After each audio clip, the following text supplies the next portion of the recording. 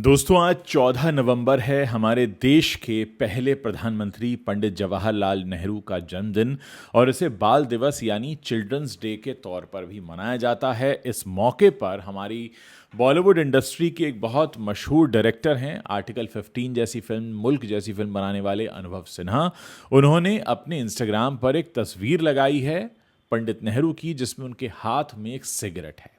दोस्तों ये तस्वीर बहुत कुछ कहती है और इस तस्वीर को लगाने का अंदाज भी बहुत कुछ कहता है। मैं जानता हूं कि हम उस दुनिया में रह रहे हैं जहां दिखावा लोग पसंद करते हैं, जो चलता है, जो बिकता है उसे दिखाया जाता है और जिससे आपकी इमेज सो कॉल्ड खराब हो सकती है उसे छिपाया जाता है। लेकिन अनुभव सिन्हा ने इस तस्वीर को लगाकर बहुत कुछ कहने की कोशिश की है और इस तस्वीर के नीचे एक राइटअप भी शेयर किया है। हम उसके बारे में भी बात करेंगे क्योंकि बहुत ज़रूरी होता है दोस्तों इस दुनिया में सहज होना, लाइफ को ठीक वैसे लेना जैसे कि वो होती है और आती है। तो अनुभव सिन्हा इसमें क्या कह रहे हैं मैं आपको समझाने की कोशिश करता हूं, फिर मैं आपका भी पक्ष जानूंगा कि आप क्या कहना चाहते हैं। अनुभव सिन्हा ने इस तस्वीर के साथ लिखा है, happy birthday to the man who had nothing to hide. एक ऐसे शख्स को हैप्पी बर्थडे जिसके पास छिपाने के लिए कुछ नहीं था। Him and all his contemporary great leaders worked tirelessly to make India the great nation that we are. ऐसे नेता को नमन है और इनके साथ काम करने वाले सभी नेताओं को नमन है जिन्होंने हमारे देश को एक महान देश बनाने के लिए कड़ी मेहनत की। Borrowing a piece on him by Amar Ujala published in 2016। 2016 में अमर उजाला जो अखबार है हमारे देश का, उसमें कुछ छपा था माफ कीजिएगा, नेहरू के बारे में, वो उन्होंने नीचे लिखा है, महल की बत्तियां बुझाते नेहरू। जब मैं उनके स्टाफ में आया, असल में ये एक ऐसे शख्स का इंटरव्यू है जिन्होंने नेहरू जी के साथ बहुत क्लोजली काम किया।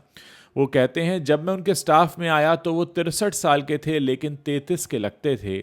लिफ्ट का इस्तेमाल बिल्कुल नहीं करते थे और तो और एक बार में 2 सीढ़ियां चढ़ा करते थे। एक बार डिब्रूगढ़ की यात्रा के दौरान मैं उनका सिगरेट केस लेने उनके कमरे में घुसा तो मैंने देखा कि उनका सहायक हरी उनके फटे हुए मोजों की सिलाई कर रहा है। उन्हें चीज़ों को बर्बाद करना पसंद नहीं था।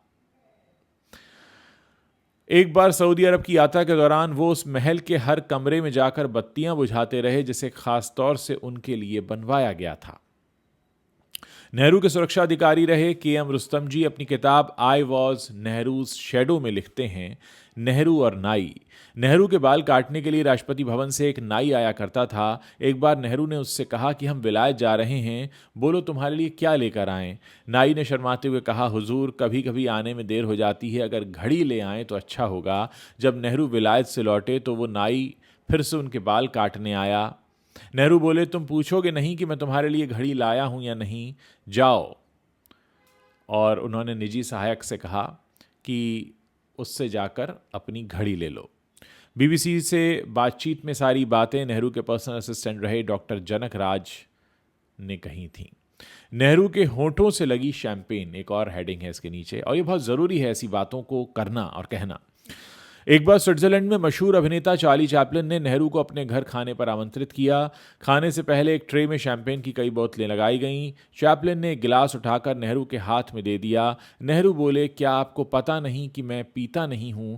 चैपलिन ने कहा, प्रधानमंत्री महोदय, आप कैसे मुझे मेरी शैंपेन पीने के सम्मान से वंचित कर सकते हैं? नेहरू फिर भी झिझके। चार्ली झुके और उन्होंने शैंपेन से भरा गिलास नेहरू के होठों से लगा दिया। नेहरू ने ग्लास से एक सिप लिया और पूरे वक्त तक उस ग्लास को अपने बगल में रखे रहे।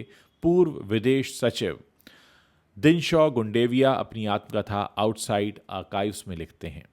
रुस्तम जी भी लिखते हैं कि उन्होंने कभी नेहरू को शराब पीते नहीं देखा। हाँ, वो सिगरेट ज़रूर पिया करते थे और वो भी स्टेट एक्सप्रेस 555, जो कि उस ज़माने का खासा मशहूर ब्रांड होता था। दोस्तों ये सारी बातों को लिखने की ज़रूरत इसलिए है कि हम जिन्हें एडमायर करते हैं या हम जिनसे सीखते हैं, हमें उनके बारे में सिर्फ कुछ बहुत अच्छा कहने की ज़रूरत नहीं होती है, बल्कि हमें उसको बहुत ही स्पष्ट शब्दों में बड़ा सहज होकर कहना होता है। क्योंकि इस दुनिया में ऐसा कोई शख्स नहीं है जिसके अंदर कोई खामी ना हो, लेकिन जो छिपाते हैं, जो सहज नहीं होते, जो एक अलग तस्वीर रखते हैं, उनके मन में मैल ज़रूर होता है। और जिस वक्त मैं ये पीस आपके सामने पढ़ रहा था जो अनुभव सिन्हा ने अपने इंस्टाग्राम पर लगाया है, मेरे आंखों के सामने कुछ चेहरे तैर रहे थे, कंगना रनौत जी का, हाल ही में विक्रांत मैसी जी का, जो हमारी आज़ादी को तथाकथित आज़ादी कहते हैं, सो कॉल्ड इंडिपेंडेंस कहते हैं, महत्वपूर्ण पदों पर बैठे हैं। कंगना जी तो संसद में बैठी हैं, विक्रांत मैसी बहुत से लोगों को प्रभावित कर रहे हैं अपने अभिनय के ज़रिए। और ऐसे लोग जब हमारी आज़ादी को तथाकथित आज़ादी कह दें, और ऐसे लोग जब ये कहने लगें कि 2014 में हमें आज़ादी मिली है, तमाम चीज़ें ठीक है, अगर आपको किसी की चाटुकारिता करनी है आप कर सकते हैं, लेकिन कम से कम जो सच है उससे तो परे ना रहें। मैं शुक्रगुजार हूं अनुभव सिन्हा का, जिन्होंने इस तस्वीर को अपने इंस्टाग्राम पर लगाया है, क्योंकि सच कहना चाहिए और सच उतना ही सहज होता है जितनी सहज हमारी ज़िंदगी होती है। हम अक्सर उसको कॉम्प्लिकेटेड बना देते हैं, चीज़ों को अलग तरह से लोगों के सामने रखकर। बहुत ज़रूरत है अनुभव सिन्हा जैसे लोगों की भी बॉलीवुड को, जिन्होंने मुल्क जैसी फिल्म बनाई है, जिन्होंने आर्टिकल 15 जैसी फिल्म बनाई है, जिन्होंने भीड़ जैसी फिल्म बनाई है, और जिन्होंने हाल ही में कांधार हाईजैक पर अपनी एक कहानी कही। बहुत कुछ बताने कहने की ज़रूरतें होती हैं, बहुत से लोग हिम्मत कर पाते हैं, कुछ नहीं कर पाते हैं, लेकिन अगर आप एक ऐसे मीडियम में हैं जहां आपके पास कहानी कहने की एक काबिलियत है, लायकियत है, तो बहुत ज़रूरी है कि सच कहा जाए, सहजता से कहा जाए, कोई एजेंडा बना कर ना कहा जाए। बहुत कुछ हुआ है इस देश में, ना कोई पार्टी सिर्फ उजली हो सकती है, ना कोई पार्टी सिर्फ काली हो सकती है।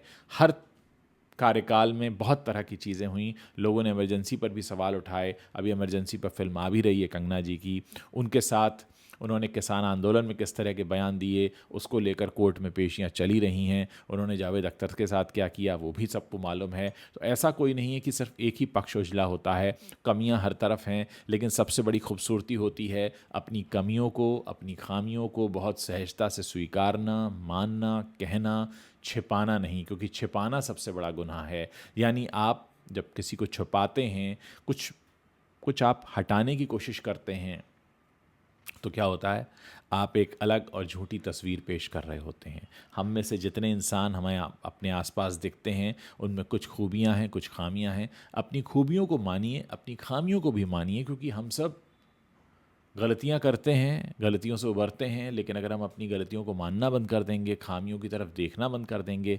एक्सेप्टेंस नहीं होगा, स्वीकार नहीं करेंगे गलतियों को, तो फिर कैसे होगा। तो आज के दिन पंडित नेहरू की ये सिगरेट में हाथ वाली तस्वीर बहुत कुछ कहती है।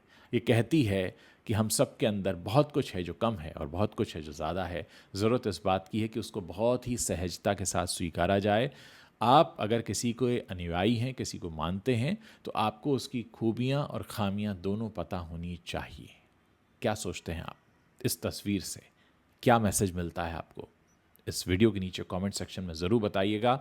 मैं आपके बुद्धिमानी भरे कमेंट्स को पढ़ने का इंतज़ार कर रहा हूँ। मुझे इंतज़ार रहेगा।